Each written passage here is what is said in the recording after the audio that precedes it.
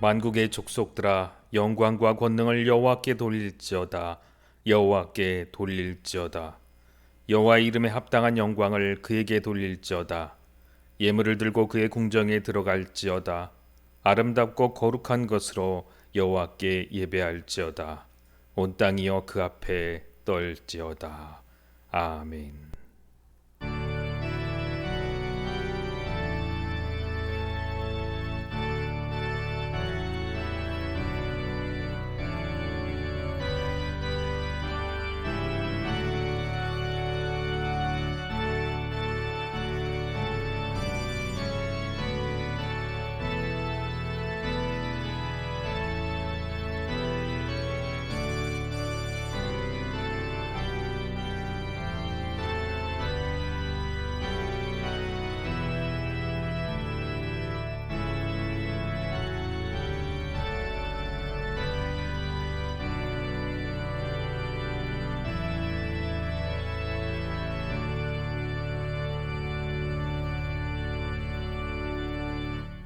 세세무궁토록 홀로 영광 받으실 하나님 감사합니다.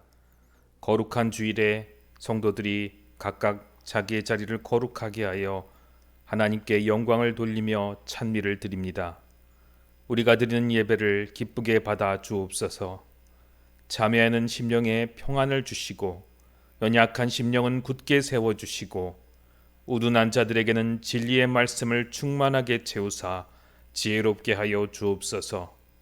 오늘도 강단에 세우신 주의 종을 성령으로 충만하게 하시고 들려주시는 설교를 통하여 낙심한 심령에는 신령한 위로가 넘쳐나게 하시며 고난과 슬픔을 당한 자는 능히 세상을 이길 수 있는 굳건한 믿음을 더하여 주옵소서. 우리의 예배를 받으시는 예수님의 이름으로 기원하옵나이다. 아멘. 찬송가 21장 찬양합니다.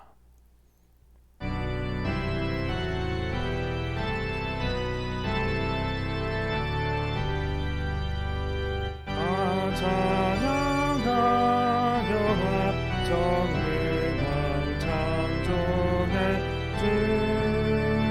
주께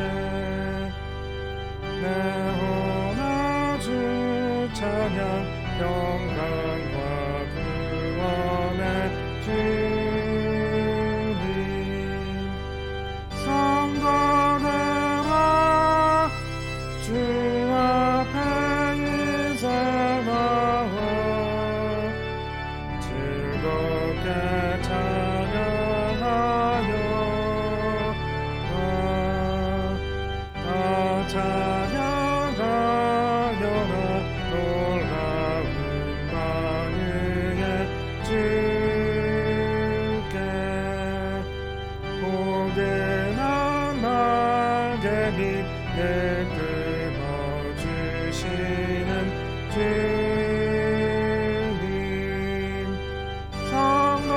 성도들아 주님의 뜻 안에서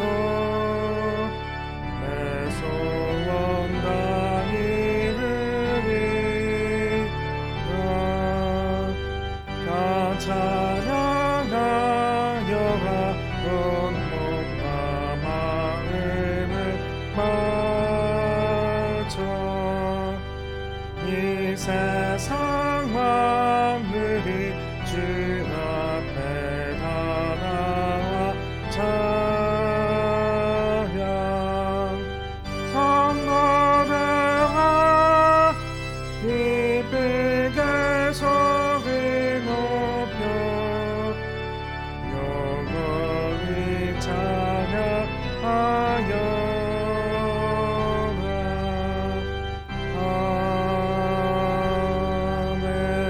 아멘.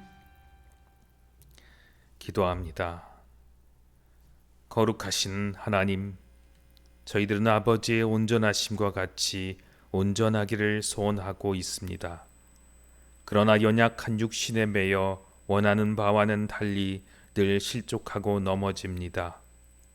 더러운 말은 입 밖에도 내지 말라 하셨건만 저희들은 지난 한 주간 온갖 추하고 과격한 말을 함으로 하나님의 영광을 가리고 듣는 사람들의 마음을 불편하게 만들었습니다. 음행과 온갖 더러운 것과 탐욕은 이름조차 부르지 말라 하셨는데 저희들은 오히려 그 죄악된 것을 즐기고 추구하며 살았습니다. 하나님만 의뢰하고 믿음으로 살아야 하겠다는 것은 결심에서만 그칠 뿐 생활 속에서는 내 경험을 앞세우고 물질을 우려하며 의로운 길을 포기하였습니다. 하나님의 자녀답게 살지 못한 모든 죄를 용서하여 주옵소서. 예수님의 이름으로 이 고백의 기도를 드리오니 오직 주의 보혈로 온전히 깨끗하게 하사 예배의 능력을 힘입게 하여 주옵소서. 이제 하나님과 나만이 하는 은밀한 죄를 자백하며 조용히 참회의 기도를 드립니다.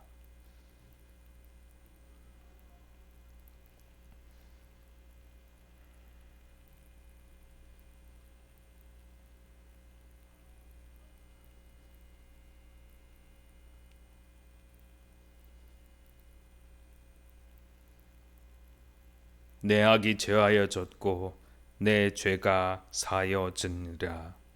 우리를 구원하신 예수님의 이름으로 기도합니다. 아멘. 이제 하나님의 은혜로 죄사함을 받았다는 확신을 가지고 우리의 신앙을 사도신경으로 고백합니다. 나는 전능하신 아버지 하나님, 천지의 창조주를 믿습니다. 나는 그의 유일하신 아들 우리 주 예수 그리스도를 믿습니다. 그는 성령으로 잉태되어 동정녀 마리아에게서 나시고 본디오 빌라도에게 고난을 받아 십자가에 못 박혀 죽으시고 장사된 지 사흘 만에 죽은 자 가운데서 다시 살아나셨으며 하늘에 오르시어 전능하신 아버지 하나님 우편에 앉아 계시다가 거기로부터 살아있는 자와 죽은 자를 심판하러 오십니다. 나는 성령을 믿으며 거룩한 공교회와 성도의 교제와 죄를 용서받는 것과 몸의 부활과 영생을 믿습니다. 아멘. 성시교독은 찬송가 뒤에 있는 교독문 25번 시편 47편 말씀입니다. 너희 만민들아 손바닥을 치고 즐거운 소리로 하나님께 외칠지어다. 지존하신 여호와는 두려우시고 온 땅의 큰 왕이 되심이로다. 여호와께서 만민을 우리에게 나라들을 우리 발 아래 복종하게 하시며 우리를 위하여 기업을 택하시나니 곧 사랑하신 야곱의 영화로다. 하나님께서 즐거운 함성 중에 올라가시며 여호와께서 나팔 소리 중에 올라가시도다.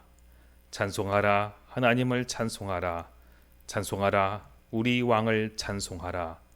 하나님은 온 땅의 왕이심이라. 지혜의 시로 찬송할지어다.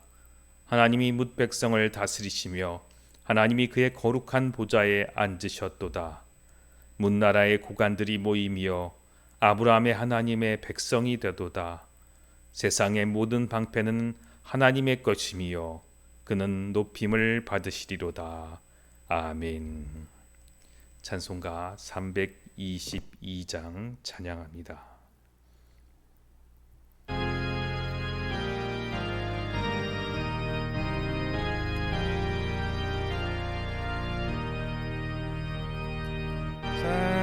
세상에 헛된 신을 범이고 하나님 이름 높여 기리세. 엄천하 백성 모두 나와서 같이 하나님만 섬기세. 세상에 헛된 우상 버리고 인간의 모든 흑이 영화와 빛과 불이 모두 버리고 온전히 하나님만 섬기세. 주님의 백성 서로 헤아려 시기와 미움 아주 버리고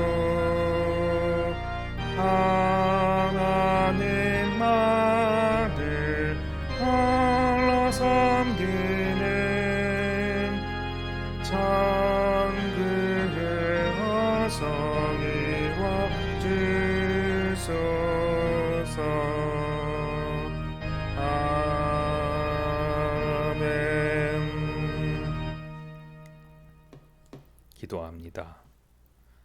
하나님 아버지, 이 시간 온전히 구별하여 자기 시간과 장소를 주님께 드립니다. 온라인으로 여러 가지 매체로 주님을 찬양하며 말씀을 듣는 주의 백성들에게 참된 안식과 능력을 허락하여 주옵소서. 코로나19로 많이 힘들어진 우리의 삶과 경제적인 어려움, 그리고 우리가 계획했던 모든 것들이 잘못되어 가나 그 가운데도 역사하실 주님을 소망하며 하나님의 뜻을 알기 원하여 이 자리를 구별하였습니다. 소망하는 자들에게 반드시 말씀을 주시고 하나님께서 우리를 소원의 항구, 주님께서 응답하시는 기쁨과 소망이 넘치는 곳으로 인도하여 주옵소서. 예배 가운데 주님을 찬양할 때에 주님의 얼굴을 보게 하시며 우리가 입을 열어 하나님께 고백할 때에 우리의 음성을 들으시고 하나님의 음성을 우리에게 들려주시옵소서. 예배 가운데 응답받는 확신을 주시고 예배 가운데 하나님이 주시는 힘을 얻게 하여 주옵소서. 질병에 걸린 자, 절망에 빠진 자, 가난과 아픔, 재난을 당한 자, 이제 주님께 주시는 힘으로 말미암아 힘있게 다시 일어나 기쁨의 찬양을 올리게 하여 주옵소서. 말씀으로 힘없게 하시옵고 지혜가 없는 자에게는 참된 능력으로 지혜로 채워 주시옵소서. 감사를 드리며 예수님 이름으로 기도합니다. 아멘. 오늘 우리에게 주신 하나님의 말씀은 사사기 9장 8절로 15절 말씀입니다.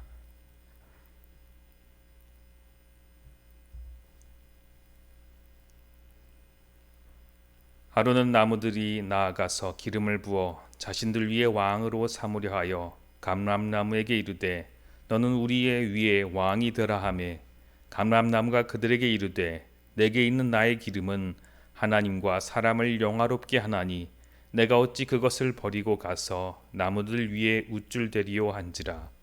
나무들이 또 무화과 나무에게 이르되 너는 와서 우리 위에 왕이 되라 하매 무화과 나무가 그들에게 이르되 나의 단 것과 나의 아름다운 열매를 내가 어찌 버리고 가서 나무들 위에 우쭐대리요 한지라. 나무들이 또 포도나무에게 이르되 너는 와서 우리 위에 왕이 되라 하매 포도나무가 그들에게 이르되 하나님과 사람을 기쁘게 하는 내 포도주를 내가 어찌 버리고 가서 나무들 위에 우쭐대리요 한지라. 이에 모든 나무가 가시나무에게 이르되 너는 와서 우리 위에 왕이 되라 하매 가시나무가 나무들에게 이르되 만일 너희가 참으로 내게 기름을 부어 너희 위에 왕으로 삼겠거든 와서 내 그늘에 피하라. 그리하지 아니하면 불이 가시나무에서 나와서 레바논의 백향목을 사를 것이니라 하였느니라. 아멘. 복된 주일, 여러분들이 가지고 계시는 스마트폰과 여러 가지 매체를 통하여 그 자리를 거룩하게 만드시고 예배의 자리로 만드시는 여러분들에게 하나님의 큰 은총이 임하실 것입니다.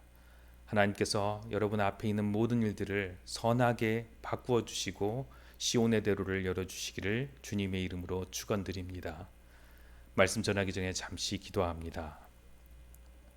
하나님 아버지, 오직 하나님의 능력의 말씀만이 선포되게 하여 주옵소서. 이 자리를 거룩하게 하시고 이 시간을 거룩하게 하시고 말씀 전한 자를 거룩하게 하여 주옵소서.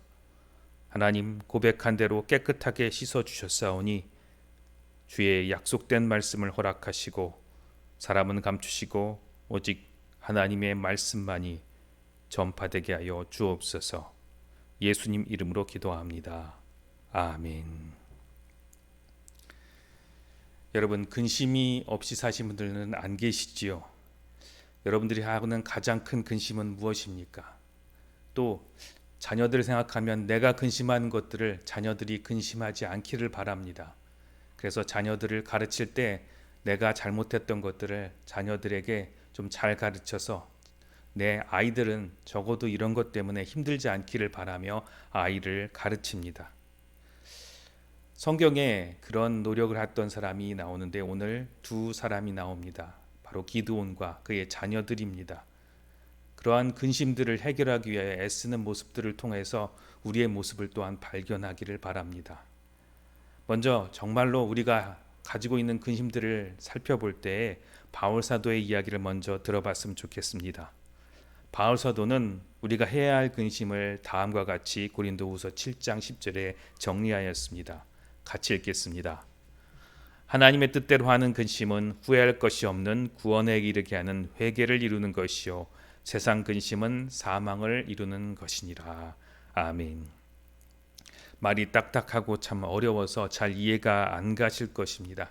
그래서 다음 절 11절 말씀이 좀 더 자세하게 하나님의 뜻대로 하는 근심이 나오는데 같이 읽어보겠습니다. 고린도후서 7장 11절입니다.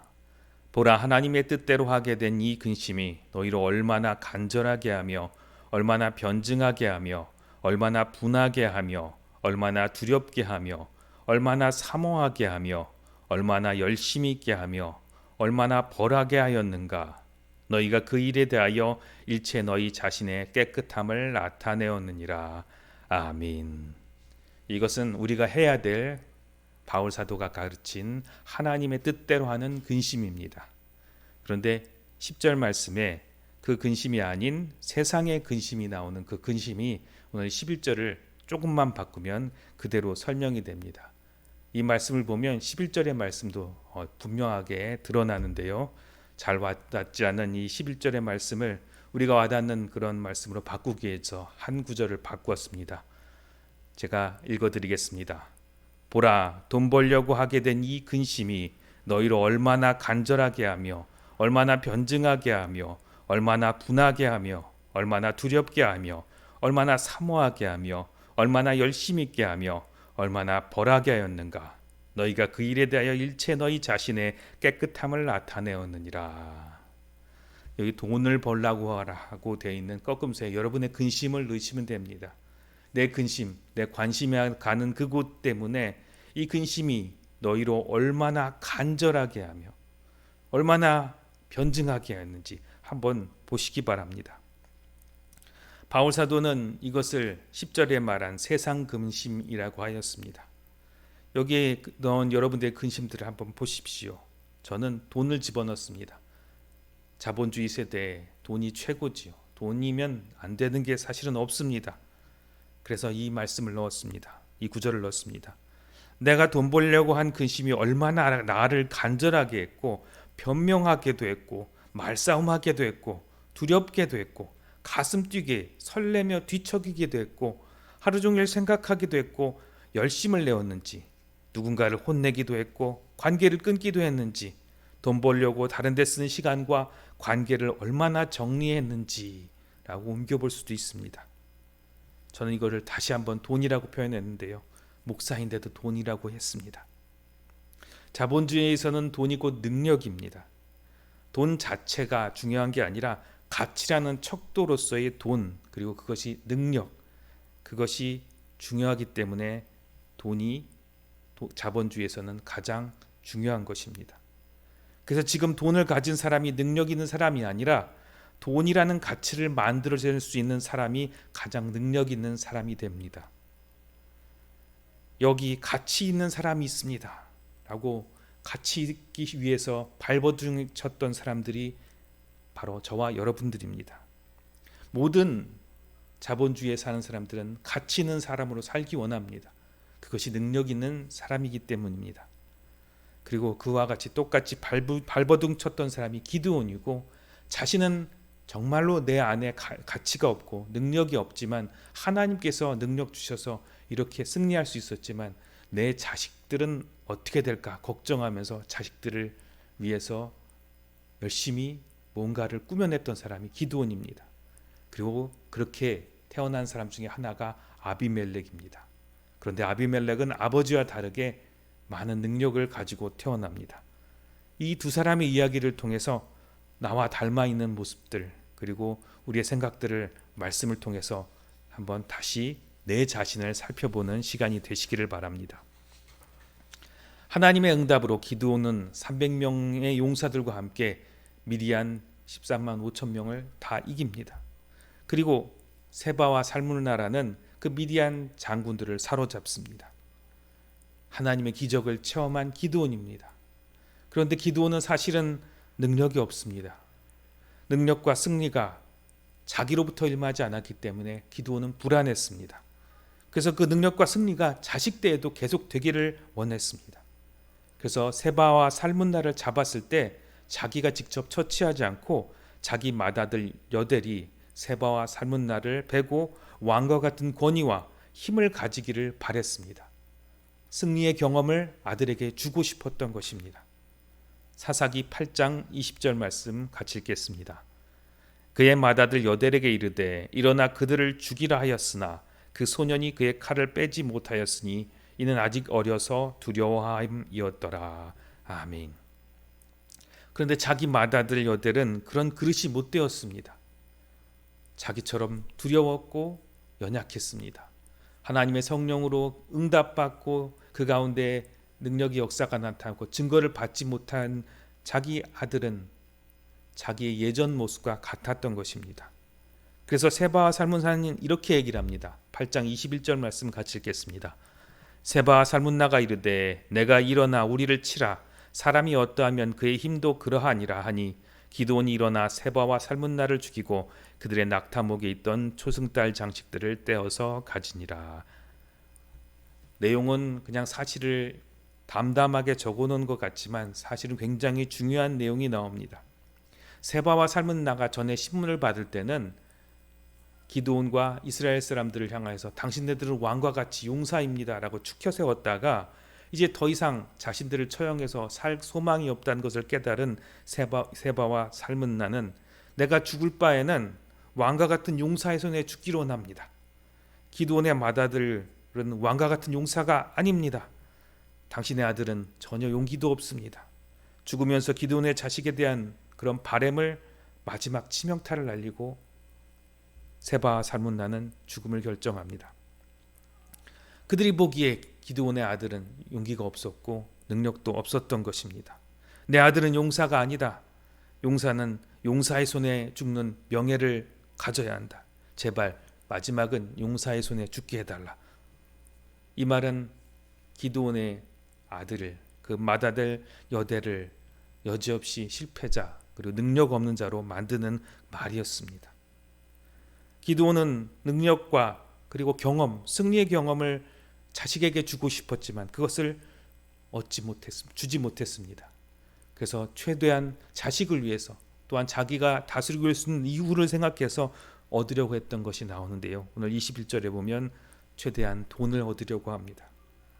초승달 장식들, 금목걸이와 금귀걸이를 얻어서 이제 내가 힘이 없어지더라도 이것으로 내 다음을 기약해야겠다. 그리고 힘이 돼야겠다고 생각한 것입니다. 앞서 기드온은 300명의 용사들과 함께 하나님의 능력을 체험했습니다. 이 엄청난 능력을 체험했지만 그 다음은 문제입니다. 하나님이 함께 하실 때는 내가 이런 일도 할 수 있지만 내 능력을 보니까 하나님이 함께 하시지 못하면 나는 아무것도 할 수 없다라는 불안감이 그에게 있었던 것입니다. 사사기 8장 22절 말씀 같이 읽겠습니다. 그때 이스라엘 사람들이 기드온에게 이르되 당신이 우리를 미디안의 손에서 구원하셨으니 당신과 당신의 아들들과 당신의 손자가 우리를 다스리소서 하는지라. 아멘. 백성은 능력 있는 기드온과 승리를 함께 이뤄낸 기드온의 자식들에게 자신들의 왕, 곧 주인이 되달라고 부탁합니다. 그런데 기드온은 압니다. 나는 능력이 없고 저들이 내 능력을 알게 되면, 나의 자질을 알게 되면 저들은 실망할지도 몰라 라는 마음을 가지고 있습니다. 두려움이 있습니다. 자기 자식들도 그렇게 용맹한 자들이 아님을 너무나 잘 압니다. 그런데 백성들은 자신들의 모든 일을 맡길 만한 왕과 주인이 되달라고 기드온에게 찾아왔습니다. 저들을 어떻게 다스릴까? 저들의 요청에 어떻게 응답할까? 결론을 내린 것은 오직 하나였습니다. 사사기 8장 23절 말씀 같이 읽겠습니다. 기드온이 그들에게 이르되 내가 너희를 다스리지 아니하겠고 나의 아들도 너희를 다스리지 아니할 것이요 여호와께서 너희를 다스리리라 하니라. 아멘. 나는 능력 없지만 하나님이 다스릴 것이야 라고 일단 한번 둘러댑니다. 그런데 하나님께서 다스리겠지만 자기 자식과 자기 후손 때는 어떻게 될까 걱정이 됩니다. 그러니 능력이 없으니 저들과 똑같이, 저들은 나중에 우리의 자식들도 똑같이 내게 왕이 되달라고 했던 것처럼 다른 능력 있는 자들에게 찾아가서 왕이 되달라고 하게 할 모습이 눈에 선합니다. 자신이 왕과 주인이 되어야 할 텐데 능력이 없으니, 자질이 없으니 필요한 게 너무나 많습니다. 맏아들 여델이 승리의 기백과 용기를 가지기 원했지만 실패했고 그럴 만한 아들이 아니었습니다. 맏아들 여델의 이름의 뜻은 무엇이냐면 엑설런트란 뜻입니다. 뛰어나다라는 뜻인데 이름은 그렇게 지어놨지만 사실은 아닙니다. 그러면 어떻게 해야 되죠? 자식을 위해서 보험이라도 들어놔야겠죠. 결국 돈밖에 안 남은 것입니다. 사사기 8장 24절로 26절입니다. 기드온이 또 그들에게 이르되 내가 너희에게 요청할 일이 있으니 너희는 각기 탈취한 귀고리를 내게 줄지니 하였으니 이는 그들이 이스마엘 사람이므로 금귀고리가 있었음이라. 무리가 대답하되 우리가 즐거이 드리리이다 하고 겉옷을 펴고 각기 탈취한 귀고리를 그 가운데 던지니 기드온이 요청한 금귀고리의 무게가 금 1700세겔이요 그 외에 또 초승달 장식들과 폐물과 미디안 왕들이 입었던 자색 의복과 또 그 외에 그들의 낙타목에 둘렀던 사슬이 있었더라. 아멘. 이 가치가 얼마나 되는지 잘 상상이 안 갑니다. 엄청난 많은 양의 금을 요청하였습니다. 미디안 이 대상들의 군대들은 그들의 가장 가치 있는 금들을 자기 귀고리와 그리고 폐물로 가지고 다녔습니다. 그들은 원래 전사이기도 했고 상인들이었기 때문에 그들이 꼭 이렇게 귀한 것들을 가지고 다녔던 것입니다. 기드온은 자신의 능력이 없기에 그 능력을 채우기 위해서 혹시나 모를 위험을 그리고 혹시나 찾아오지 못할 재난을 감당하기 위해서 돈을 요구했던 것입니다. 오늘날 자본주의 상황에서 똑같습니다. 내게 능력이 없으면 돈의 통장 잔고에 돈이라도 쌓아놔야지. 그러면서 우리는 매일매일 일합니다. 그리고 그것이 정말로 어느 정도 안정이 되면 내가 벌 돈 가지고 앞으로 어떻게 쓸 것인지 계획도 하고 또 미리 돈을 땡겨 쓰기도 합니다. 사람의 가치를 가지고 이제 살아갈 수 있게 되는 것입니다. 돈을 번다는 것이 그것이지요. 돈 때문에 치사하고 억울한 것도 참습니다. 배앓이 상해도 돈 때문에 견딥니다. 그 정도 돈 받을 정도로 당했어도 이 정도는 내가 그 정도 양이 돈 받을 거면 참을 수 있습니다. 돈이 그 정도의 능력이 있습니다. 돈만 있으면 구하기 힘든 것도 손쉽게 정말 신선하고 좋은 야채들도 아침에 새벽마다 갖다 주는 바로 다음날 갖다 주는 그런 세상이 됐습니다. 앞으로 벌어들일 돈만 있으면 집에다가 비데도 설치하고 가구도 갖다 놓고 살 수 없는 아주 비싼 텔레비전이나 가전기구를 냉장고들을 갖다 놓을 수 있는 돈이면 다 되는 좋은 세상이 되었습니다. 어떻게 그것을 할 수 있냐면 내가 일할 수 있는 가치가 있기 때문에 앞으로 내가 돈을 벌 수 있으니까 그것을 믿고 살 수 있게 됩니다. 그런 세상에 사는 것이 바로 우리들입니다. 기드온의 마음이 그와 같습니다. 이제 얻을 수 있을 때 얻고 그리고 우리 자식들과 앞으로 불안한 미래를 돈으로 어떻게든 준비하자, 대비하자라는 마음입니다. 목사로서 제 자신을 볼 때도 마찬가지입니다. 기드온처럼 300명의 용사와 같이 싸워서 승리한 것처럼 은혜가 있었던 사람입니다. 그냥 목사가 된 사람 아무도 없습니다. 그런데 정말로 주변이 어렵다 보니까, 그리고 주변이 정말 다들 코로나로 경제적으로 어렵다 보니까 스스로도 위축되고, 나도 잘할 수 있는가, 우리 교회에 정말 잘 될 수 있는가 걱정이 되기 시작합니다. 교회의 규모와 사례비와, 그리고 자신의 가치를 교회의 규모와 사례비와 교회의 형태로, 규모로 생각하게 되어 합니다. 목사는 돈 버는 거로 가치를 인정받는 게 아닌데, 자기 가치라는 것을 정말 수치상으로 보여주도록 돈으로라도 인정받고 싶은, 정말 뭔가라도 붙잡고 싶은 그런 마음이 오늘 말씀을 보면서 제 자신을 보게 되었습니다. 기도하는 능력을 그렇게 체험했는데 어떻게 이런 선택을 할 수 있었을까? 그 마음이 들었을 때 보이게 된 것이 바로 저의 모습이었던 것입니다. 목사가 될 정도라면, 그리고 개척을 할 정도라면 정말 하나님의 은혜가 컸는데, 내 자신을 그와 같이 세상의 가치로 바라보고 판단하고 초라하게 느껴지는 내 자신의 모습을 보게 됩니다. 그래서 주변에 돈을 벌고 있거나 다른 일들을 하고 있는 사람들을 보면 부럽기도 한 마음이 제 안에 들기까지 했습니다. 그 마음이 기드온의 마음 속에서, 저는 기드온의 모습 속에서 보게 되었습니다. 심지어는 가지고 있는 돈도 불안하지요. 앞으로 계속 들어온 돈이 사실은 구매력이 있다고 합니다. 지금 있는 돈은 쓰면 안 될 것 같죠. 근데 앞으로 들어오는 돈은 왠지 마음에 놓입니다. 내가 능력 있으니까 내일도 일할 거야, 그래 차차 갚아 나가면 돼, 이런 마음은 왠지 편합니다. 그래서 카드도 많이 긁기도 하죠. 기드온도 똑같았습니다. 사사기 8장 27절 말씀 같이 읽겠습니다. 기드온이 그 금으로 에봇 하나를 만들어 자기 성읍 오브라에 두었더니 온 이스라엘이 그것을 음란하게 위함으로 그것이 기드온과 그의 집에 올무가 되니라. 아멘. 기드온이 다음에 준비한 것은 무엇이냐면, 돈으로도 안 될 것 같습니다. 이거 금방 날려먹으면 어떡하지? 그래서 금 에봇을 만들어 놓습니다. 이 에봇이 무엇이냐면, 이 에봇이 원래 제사장이 제사를 드릴 때 입는 옷입니다.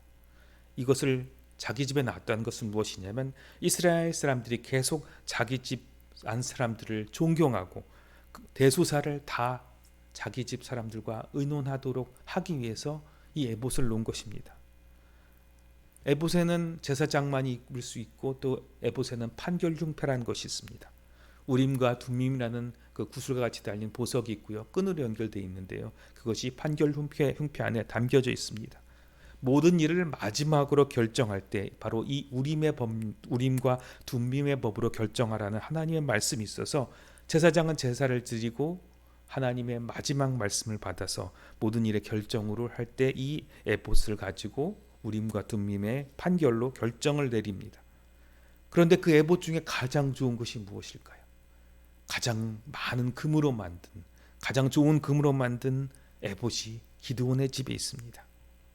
모든 문제와 일을, 가장 최고와 가장 중요한 일을 자기의 가족들과 의논하고 가족들 안에서 우리 집안에 있는 에봇을 가지고 움직여 나가게 된다는 그런 큰 꿈을 가진 것입니다. 이제 모든 사람들이 우리 가문을 통해서 중요한 정보와 중요한 것들을 결정하게 되도록 준비하고 미리 에봇을 만든 것입니다. 마치 나중에 이렇게 하면 우리 가족에 계속 힘이 실릴 거야 라는 생각을 가지고 기드온은 에봇을 만든 것입니다. 그래서 오늘 말씀에 보면 그것을 음란하게 위하였다는 것은 무엇이냐면, 원래 그곳에 하나님이 임하신 것이 아닌데 자신의 욕심 때문에 만들어 놓은 그 에봇에 사람들이 몰려들기 시작했다는 것입니다. 이것은 기드온과 자기 자식들이 그렇게 능력이 없어서 불안하여서 세상의 힘, 권력, 그리고 미래의 종교적인 힘까지 어떻게든 기드온은 마련했던 것입니다. 그런데 정말 능력자가 태어납니다. 바로 아비멜렉이라는 사람입니다. 사사기 9장 2절 말씀 같이 읽겠습니다. 청하노니 너희는 세겜의 모든 사람의 귀에 말하라. 여룹바알의 아들 70명이 다 너희를 다스림과 한 사람이 너희를 다스림이 어느 것이 너희에게 나으냐. 또 나는 너희와 골육임을 기억하라 하니. 아멘. 아비멜렉이라는 아들이 태어납니다. 기드온이 세겜에 있는 이방인으로 여겨지는 그런 첩과 결혼해서 이 아비멜렉이라는 사람을 낳았는데요. 이 사람은 태어날 때부터 달랐습니다. 총명해요. 똑똑했습니다. 사람의 마음을 어떻게 움직일지 아는 사람입니다. 사람을 선동할 수 있었고 정치적이 있는 사람으로 자랐습니다.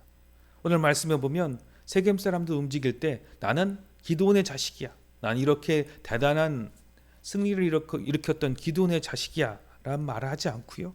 나는 너희의 골육이다. 내 어머니와 내 어머니 외갓 사람들은 당신들과 나와 같은 형제와 자매 아닙니까? 나의 아버지는 므낫세 사람이지만 나의 외가는 세겜 사람입니다. 같은 피 고향 사람입니다. 9장 3절도 같이 읽겠습니다. 그의 어머니 형제들이 그를 위하여 이 모든 말을 세겜의 모든 사람들의 귀에 말하며 그들의 마음이 아비멜렉에로 기울어서 이르기를 그는 우리의 형제라 하고. 원래는 기드온의 아들로서 유명했었는데 기드온의 아들로서는 자기가 잘 될 수 없는 것을 일찍 깨달은 아비멜렉은 나는 우리 외가 세겜 사람이다. 그리고 이것을 누구에게 얘기할지 너무나 잘 아는 사람입니다. 누구에게 먼저 말하고 이 사람을 통해서 전달되면 이렇게 사람들이 움직일 거야 라고 잘 아는 똑똑한 사람이었습니다. 4절 말씀도 같이 읽겠습니다. 바알브리 신전에서 은 70개를 내어 그에게 주매 아비멜렉이 그것으로 방탕하고 경박한 사람들을 사서 자기를 따르게 하고. 또한 자기를 지원할 수 있는 그런 뒷배를 얻는데요. 종교적 세력을 얻습니다. 바알브릿이라는 뜻은 무엇이냐면 바알과 계약을 맺는다는 뜻인데 계약의 주인이라는 그런 신전 이름입니다. 신전에서 아비멜렉을 지원하기 시작합니다. 아비멜렉은 자기의 능력을 위해서 자기의 목표를 추구하기 위해서 비상하게 머리를 돌려서 자기를 지원할 종교적 배경을 마련합니다. 온 바알신을 믿는 사람들에게 지지할 수 있는 그런 배경을 만들어 놓은 것입니다. 게다가 금전적 지원을 요청합니다. 그냥 단순하게 돈을 요청한 게 아닙니다. 단순히 돈만 원하는 사람이라 아니라 적재적소에 돈을 써서 더 많은 사람들, 더 많은 군대들, 더 많은 정치적인 능력을 얻기 위해서 아주 잘 사용하는 사람이었습니다. 아버지 기드온과는 다른 사람이었습니다. 정말 능력 있고 똑똑한 사람이었습니다. 사사기 9장 34절 말씀도 같이 읽겠습니다. 아비멜렉과 그와 함께 있는 모든 백성이 밤에 일어나 네 때로 나누어 세겜에 맞춰 매복하였더니. 아비멜렉은 분명히 자기에게 반란이 일어날 것을 미리 알고 그리고 준비하였던 것 같습니다. 그리고 그것을 대처하는 것이 매우 빠르고 그리고 전략 전술과 판단력이 매우 뛰어난 사람이었습니다. 정말 아버지랑은 비교도 안 되고 뛰어난 사람입니다. 그의 70형제와 비교해도 정말 70형제가 한꺼번에 덤벼도 상대가 안 될 뛰어난 사람이었습니다. 9장 28절 말씀도 같이 읽겠습니다. 에벳의 아들 가알이 이르되 아비멜렉은 누구며 세겜은 누구이기에 우리가 아비멜렉을 섬기리요 그가 여룹바알의 아들이 아니냐 그의 신복은 스불이 아니냐 차라리 세겜의 아버지 하몰의 후손을 섬길 것이라 우리가 어찌 아비멜렉을 섬기리요. 재력과 정치력과 군사력을 가진 라이벌의 도전이 찾아왔을 때도 아비멜렉은 승리합니다. 바로 가알이라는 사람이 일어나는데요. 아비멜렉은 원래 여룹바알이라는 이름을 가지고 여룹바알이라는 기드온의 아들입니다. 바알과 다툰다는 이름을 가진 사람입니다. 그러니 이 아비멜렉의 약점은 자기의 출생의 반에는 약점이 있습니다. 그리고 그는 세겜 사람도 아니다 이렇게 이야기하는 정치적이 뛰어나고 선동할 줄 아는 가알. 또 이 가알은 미디안 대상 중에도 하나입니다. 이 사람은 성과 성을 돌아다니면서 세겜에서 장사를 하던 사람입니다. 재력도 있고 군사력도 있는 사람이 일어나서 이제 나는 세겜 사람이다 하면서 나는 또한 종교도 같아 하몰의 신을 섬기는 같은 세겜 사람이야 하면서 같이 세겜 사람들을 선동하기 시작합니다. 이것을 이미 아비멜렉은 예측을 했습니다. 언젠가는 누군가가 이 세겜성을 선동해서 자기를 공격할 것이라는 걸 이미 깨닫고 있습니다. 그래서 그 세겜성의 시장을 누굴 세웠냐면 여기 말씀해 보면 그 신복은 스불이 아니냐. 세겜시의 시장을 스불이라는 사람을 세워놨는데요. 이 사람의 이름은 우리 성경에는 스불로 번역되어 있는데 제불이라는 히브리어로는 읽게 되어 있습니다. 이 제불이라는 뜻은 무엇이냐면 우가리더로 되어 있는 제불신이라는 뜻인데요.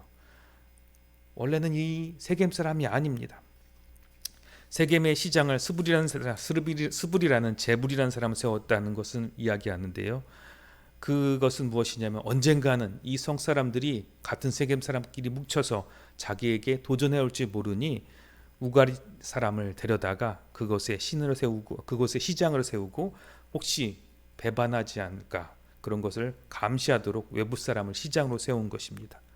세겜 시장이 성한 백성들과 함께 자신에게 배반하지 않도록 외부 사람을 딱 세워놓는 미리 선견지명을 가지고 사람을 적재적소에 세우는 탁월한 사람이었습니다. 그의 예상한 대로 제불인 이 스불은 가알의 선동과 적대기를 아비멜렉에게 고발을 하고 아비멜렉과 스불은 연합전선을 펴서 가알을 포위해서 섬멸합니다. 그런 내용이 이 아비멜렉의 뛰어난 그런 인간적인 능력이 나온 것이 바로 오늘 사사기 9장의 내용입니다. 사사기 9장 48절 말씀 같이 읽겠습니다. 48절로 49절입니다. 아비멜렉 및 그와 함께 있는 모든 백성이 살몬산에 오르고 아비멜렉이 손에 도끼를 들고 나뭇가지를 찍어 그것을 들어올려 자기 어깨에 메고 그와 함께 있는 백성에게 이르되 너희는 내가 행하는 것을 보나니 빨리 나와 같이 행하라 하니. 그는 전쟁 행할 때 뒤에 빠져 있는 사람이 아닙니다. 솔선수범하며 나와 같이 하라 하고서 앞서 나가는 사람입니다. 사사기 9장 49절도 같이 읽겠습니다. 모든 백성들도 각각 나뭇가지를 찍어서 아비멜렉을 따라 보루 위에 놓고 그것들이 얹혀 있는 보루에 불을 놓음에 세겜 망대에 있는 사람들이 다 죽었으니 남녀가 약 1000명이었더라. 높은 망대에서 숨어서 농성 중인 적을 쳐부수는 일은 쉽지 않습니다. 이제 장기전이 될지도 모르는 이 싸움에서 외부에서 공격 들어온 아비멜렉은 불리할 텐데요. 거기에 또 1000명이나 되는 사람들이 있습니다. 그런데 이것을 어떻게 점령해야 될지 잘 알고 솔선수범하며 판단력과 결단력과 지모와 실력을 가진 정말 전천후인 인간입니다. 빠른 판단력을 가지고 빨리빨리 행동해서 신속하게 모든 일을 정리하는 사람입니다. 자신의 힘과 돈을 어디다 모을지 어떻게 쓸지 어디에 집중해서 쓸지 아는 정말 계산이 다 끝난 정말 아싸란 사람입니다. 그런데 딱 한 가지가 빠졌습니다. 하나님이 없습니다. 기도의 능력은 하나님으로부터 내려왔습니다. 그러나 기도는 그것 때문에 오히려 그는 늘 불안했습니다. 내게 능력이 없다. 내게 힘이 없다. 이거는 하나님의 능력이다. 또 하나님이 나와 함께 하실까? 또 내게 능력을 주실까? 뭔가 보험이라도 들어야 되지 않을까? 은혜가 떨어졌을 때 믿음을 가진 사람들이 마음속에 찾아오는 불안이 바로 이것과 같습니다. 어제는 하나님의 은혜 가운데 있었지만 오늘은 은혜가 떨어지면 이 세상 그 누구보다도 불쌍하고 불안한 사람이 믿음의 사람들입니다. 왜냐하면 믿음을 잊어버렸기 때문입니다. 이것을 보고 배운 사람이 아비멜렉입니다. 그래, 내가 내 실력이 있어야겠다. 우리 아버지 형제 70명들을 압도해야 할 사람이 되겠다. 일찍부터 자기의 힘과 능력과 지혜를 열심히 갈고 닦았던 사람이 바로 아비멜렉입니다. 자본주의 시대인 오늘날 사람의 가치가 능력이 된 세상에서 우리는 기드온과 똑같은 고민에 빠집니다. 그러다가 자식 중에 하나가 아비멜렉과 같이 뛰어난 사람이 태어납니다. 마음 놓을 수도 있을 겁니다. 그러나 마음 놓을 일이 아닙니다. 여러분 가운데도 마찬가지입니다. 우리가 늘 하나님의 은혜까지 있을 때는, 은혜 가운데 있을 때는 마음이 편하나 은혜가 없을 때 불안하지요.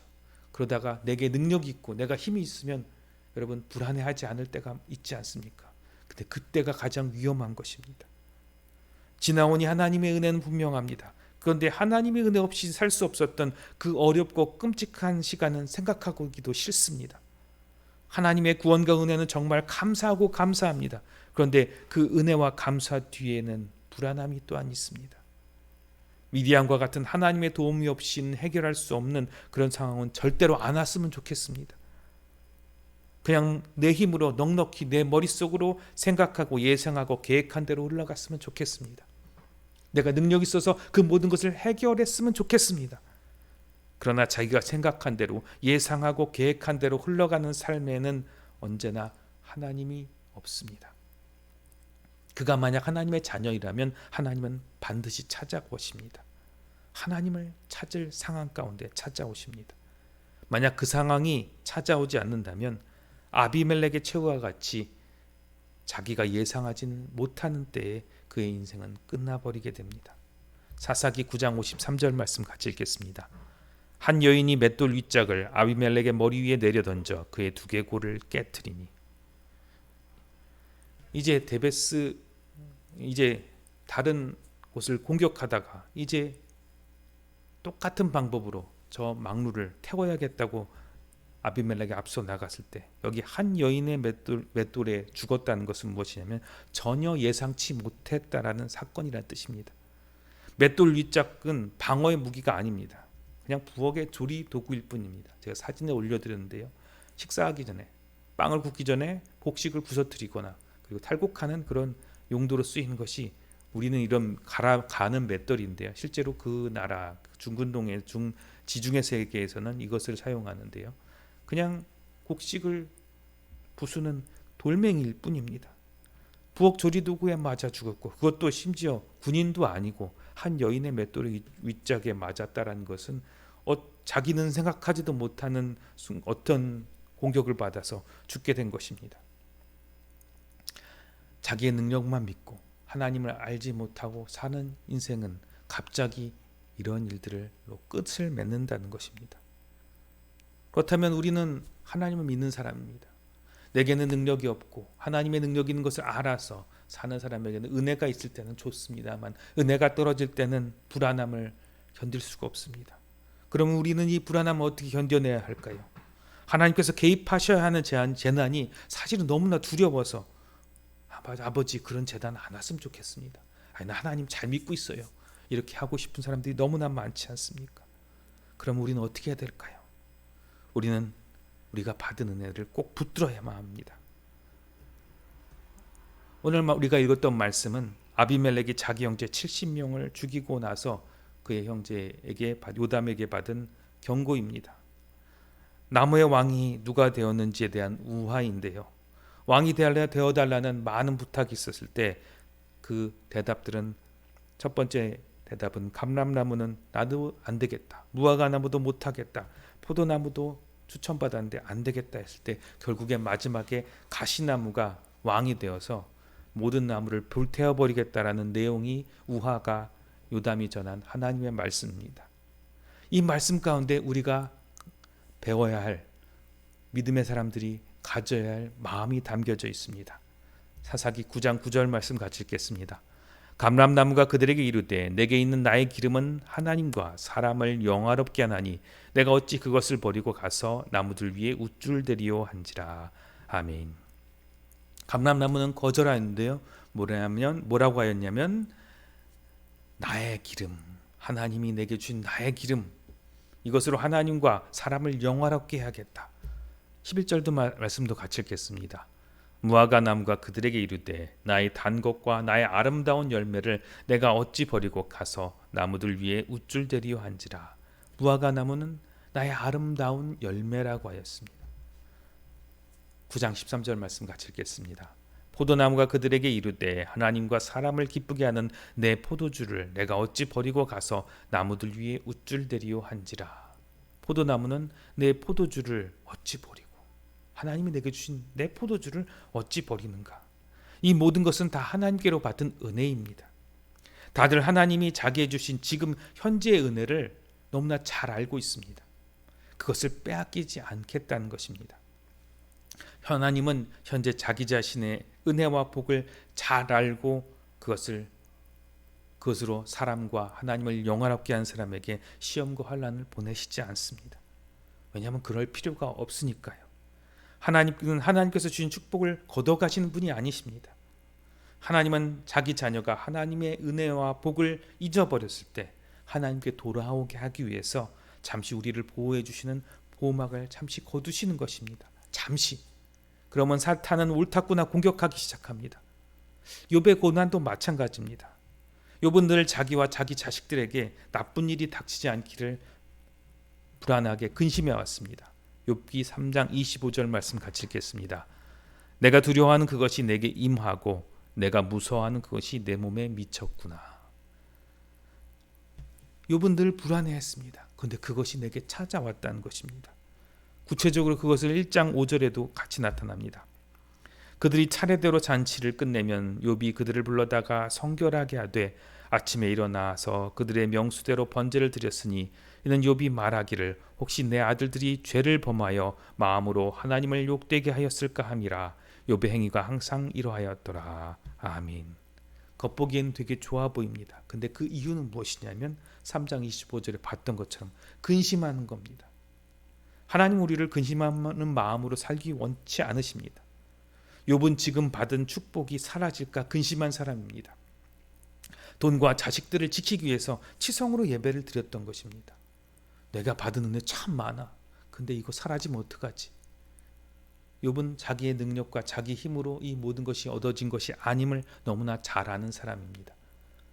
그래서 늘 그 은혜가 떨어질까 봐 전전긍긍했던 사람이고 그것을 예배로서 지켜나가고자 했던 사람입니다. 다시 설교 처음에 보여드렸던 사도 바울의 말씀으로 돌아가기를 원합니다. 고린도후서 7장 11절입니다. 보라 하나님의 뜻대로 하게 된 이 근심이 너희를 얼마나 간절하게 하며 얼마나 변증하게 하며 얼마나 분하게 하며 얼마나 두렵게 하며 얼마나 사모하게 하며 얼마나 열심 있게 하며 얼마나 벌하게 하였는가. 너희가 그 일에 대하여 일체 너희 자신의 깨끗함을 나타내었느니라. 아멘. 여기에 중요한 것은 하나님의 뜻입니다. 하나님의 뜻은 하나님의 축복입니다. 하나님의 뜻은 저와 여러분들을 축복하시기 원합니다. 우리로 근심하게 하시는 것이 아니라 그 축복 가운데 계속 있기를 원하는 것입니다. 어떤 사람에게는 하나님의 축복이 정말 돈일 수 있습니다. 그는 그 돈을 하나님의 축복으로 소중히 쓰며 살아가면 됩니다. 사사기 9장 9절에 감람나무가 자기의 기름으로 하나님과 사람을 영화롭게 하려고 살았던 것처럼 우리는 우리가 받은 은혜와 우리가 받은 복을 잊지 말고 붙들고 살아가야 합니다. 이것을 언제 뺏길까 근심할 필요 없습니다. 하나님은 뺏어가시는 분이 아니십니다. 그런데 하나님의 축복을 뺏길까 봐 전전긍긍하면 우리는 다른 어떤 것들이 필요해집니다. 하나님이 주셨는데 하나님이 뺏어가면 어떻게 해야 되지? 보험이라도 들어놔야 되나? 뭔가를 마련해둬야지. 그러다 보면 은혜는 더욱 사라져버리고 맙니다. 그리고 마련한 것이 좀 더 가치 있는 것, 좀 더 빼앗아갈 수 없는 나만의 것을 가져야 돼. 그것이 바로 최고의 가치. 그 당시에서는 바알 신의 이름이었고요. 지금은 여러분이 가지고 계신 근심의 이름 중에 하나입니다. 저도 은혜가 떨어지면 찾아온 것이 이렇게 해서 먹고 살 수 있을까? 이렇게 해서 살아갈 수 있을까라는 고민입니다. 그런데 하나님은 말씀 가운데 늘 약속하셨습니다. 하나님은 언제나 축복을 하시는 분이시다. 기드온에게 승리를 주셨던 분, 하나님은 하나님의 자녀에게 한 번만 승리하게 해주시는 분이 아닙니다. 계속 승리하게 하시는 분입니다. 그러나 우리는 그 승리 속에서 늘 패배를 불안해하며 살아갑니다. 사사기 8장 28절 말씀 같이 읽겠습니다. 미디안이 이스라엘 자손 앞에 복종하여 다시는 그 머리를 들지 못하였으므로 기드온이 사는 40년 동안 그 땅이 평온하였더라. 아멘. 자신에게 능력이 없어서 늘 불안하게 살았던 기드온. 그러나 하나님이 기드온의 집안을 40년 동안 축복하셨습니다. 자신에게 능력이 있었던 아비멜렉, 자신에게 능력이 있어서 하나님을 한 번도 의지할 필요가 없었던 아비멜렉을 한번 생각하여 보십시오. 그의 결말은 어떠했습니까? 복 있는 사람은 악인의 꾀를 쫓지 않으나니 복 있는 사람은 악인의 꾀를 쫓지 않으나니 악인의 꾀는 무엇입니까? 세상의 근심을 위하여 대비하는 것들을 말합니다. 우리 하나님의 사람이 세상 사람들과 똑같이 보험 들지 말고 세상 사람과 똑같이 돈 벌지 말자고 하는 이야기가 아닙니다. 우리에게 주신 하나님의 축복을 빼앗기지 말자는 것입니다. 근심하지 말자는 것입니다. 저는 너무나 많이 근심하였습니다. 함께 모여 예배하지 못하니까 번쩍 드는 생각이 여러 가지 근심이 찾아왔습니다. 그러면서 발견한 것은 저의 모습이 기드온과 같았다는 것을 발견하게 되었습니다. 나의 가치를 성도의 숫자로, 나의 가치를 교회의 규모로, 나의 가치를 내가 하는 일로 판단했던 것입니다. 그게 판단이 안 서니까 그래도 월급 통장에 돈이 들어오는 것처럼 어떤 돈의 가치라도 판단돼서 증명됐으면 좋겠다라는 그런 어리석은 생각에 빠졌던 것입니다. 요한복음 14장 1절 말씀 같이 읽겠습니다. 이것은 주님의 말씀입니다. 너희는 마음에 근심하지 말라. 하나님을 믿으니 또 나를 믿으라. 우리 교회는 조금만 더 성장하면, 조금만 더 커지면 하는 그런 생각하는 것이 아니라 지금 내게 주신 복을 세워서 하나님과 사람을 영화스럽게 해야 될 줄로 믿습니다. 저와 여러분 모두 내가 조금만 더 능력을 받았으면, 내가 조금만 더 뭔가 문제가 해결돼서 삶이 풀리면 하나님의 영광을 나타내야지, 이런 생각은 버리시고 지금 내가 받은 것으로 하나님의 영광을 돌릴 수 있다는 이 생각을 잊지 마시기 바랍니다. 주님은 늘 우리 가운데 함께 하십니다. 과거의 은혜는 끝나지 않았습니다. 과거의 구원과 승리는 끝나지 않았습니다. 오늘도 유효하고 오늘도 역사합니다. 성경의 모든 기록들, 승리의 기록들, 사사기에 기록된 모든 승리의 기록들은 바로 오늘도 역사하십니다. 그 역사와 축복은 계속됩니다. 내게 떠나시는 분이 아닙니다. 내 안에 오늘도 승리로 역사하시고 축복으로 역사하시는 그 주님을 꼭 붙드시기 바랍니다. 세상에서 가장 하찮은 일을 하고 있을지라도, 아무도 인정해 주지 않을지라도, 지금 가치 없는 사람으로 내가 여겨질지라도, 지금 내가 할 수 있는 것이 가장 하찮은 일이라 할지라도 하나님께서 내게 맡겨주신 일인 걸 알고 나의 기름, 나의 아름다운 열매, 내 포도주로 여기고 최선을 다하시는 하나교회 성도 여러분 되기를 주님의 이름으로 축원드립니다. 기도합니다. 하나님 아버지, 세상에서 자기 자신을 바라볼 때 여러 가지 기준으로 사람을 판단하고 그 가치를 매깁니다.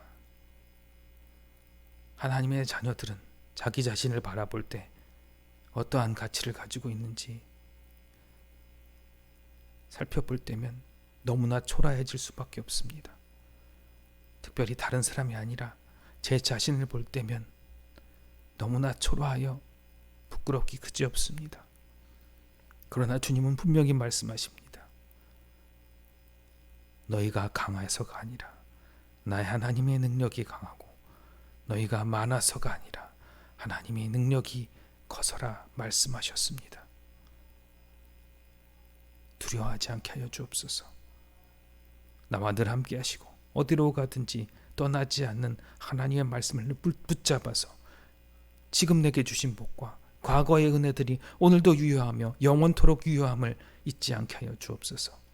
지금 당한 환난과 지금 당한 어려움과 아픔 때문에 하나님이 나를 떠나지 않았는가 걱정하며 근심하는 저희들에게 주님, 우리가 그러한 모습으로 살지라도 그 가운데서 하나님의 영광이 나타나게 하시고 그 가운데서도 하나님이 살아계심을 증거하게 될 것을 늘 잊지 않게 하여 주옵소서.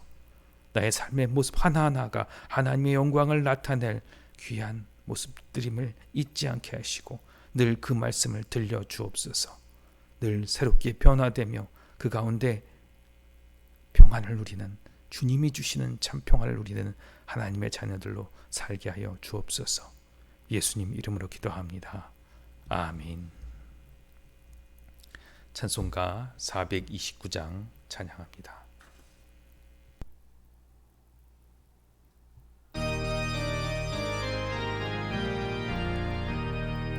세상 모든 그 반어를 흔들어 약한 마음 낙심하게 할 때에 내려주신 주의 복을 세어라. 주의 크신 복을 내가 알리라. 받은 복을 세어보아라. 크신 복을 내가 알리라. 받은 복을 세어보아라. 주의 크신 복을 내가 알리라. 세상 근심 걱정 너희들도 십자가를 들고 지고 나갈 때 주가 내게 주신 복을 세어라. 주여 항상 찬송하리라.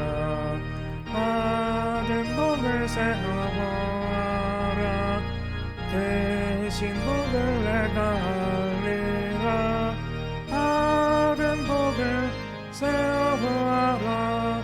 주의 크신 복을 내가 알리라. 세상 권세 너의 앞길 막을 때 주만 믿고 낙심하지 말아라. 전사들이 너를 보호하리니 염려 없이 앞만 보고 나가라. 받은 복을 세어보아라. 대신 복을 내가 알리라.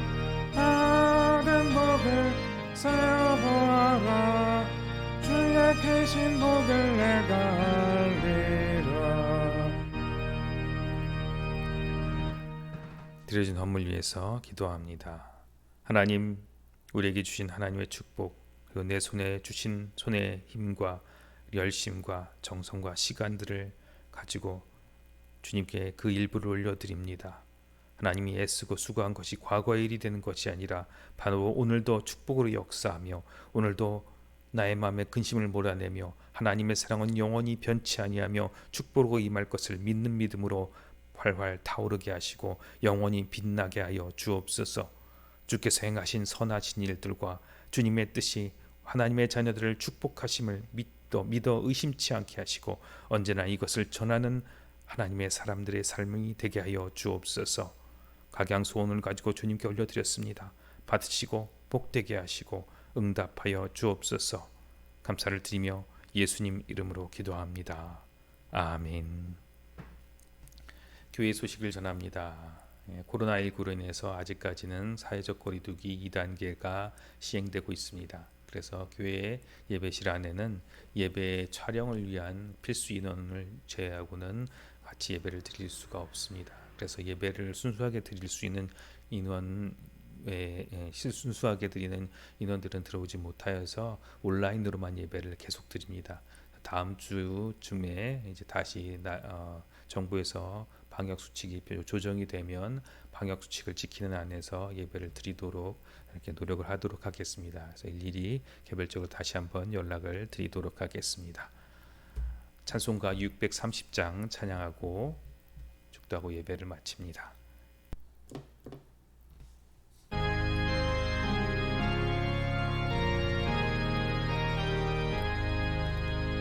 진리와 생명 되신 주, 이 몸을 바치옵니다.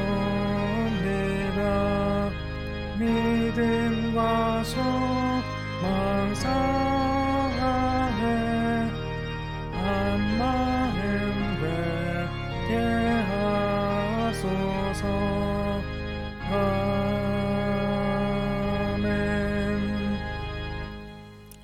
이제는 우리를 죄와 사망과 근심에서 구원하신 우리 구주 예수 그리스도의 은혜와 하나님 아버지의 그 극진하신 사랑하심과 성령님의 교통하심이 세상 근심과 아픔 그리고 염려를 벗어버리고 주님이 주신 소망과 축복으로 살아가기 원하는 주의 백성들 머리 위에 그리고 가정과 직장과 자녀들 위에 이제로부터 영원까지 함께 하시기를 원하나이다. 아멘.